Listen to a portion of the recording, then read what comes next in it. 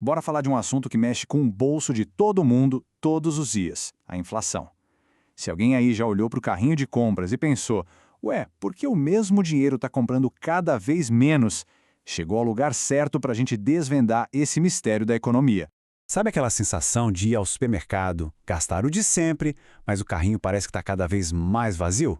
Pois é, essa impressão frustrante que muita gente tem é o sintoma mais claro de um fenômeno econômico chamado inflação. Ok, mas para a gente entender de verdade por que isso acontece, a gente precisa ir na raiz do problema. Então vamos começar pelo básico. O que é exatamente a inflação? De um jeito bem simples, a inflação é o aumento generalizado e contínuo dos preços. E olha, não é só o preço do pão ou da gasolina que sobe, é o custo de vida como um todo. Na prática, o que isso significa? Significa que aquela nota de R$ 50 que está na carteira, hoje compra menos coisas do que comprava um ano atrás. É exatamente isso que a gente chama de perda do poder de compra, um efeito que é medido oficialmente por índices como o IPCA. Beleza, então a gente já entendeu o que é. Mas de onde ela vem? A inflação não acontece por acaso, não. Existem algumas forças econômicas bem claras por trás disso. Vamos descobrir agora as 3 causas principais.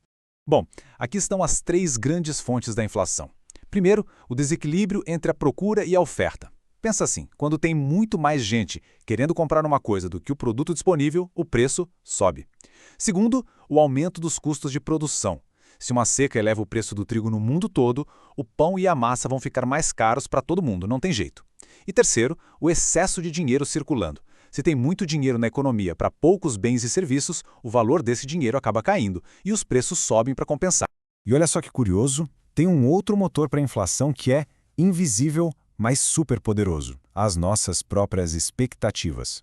Se todo mundo começa a achar que os preços vão subir, o que acontece? A gente age de acordo com isso. A gente compra hoje para não pagar mais caro amanhã, pede aumento de salário e as empresas já sobem os preços. A simples expectativa de que a inflação vai aumentar pode de fato fazê-la aumentar. É uma verdadeira profecia que se cumpre sozinha.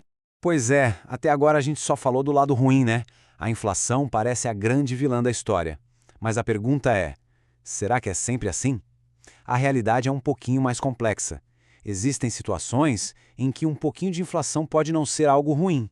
Aqui é super importante a gente separar as coisas. Uma inflação baixinha e estável pode ser, na verdade, um sinal de que a economia está saudável.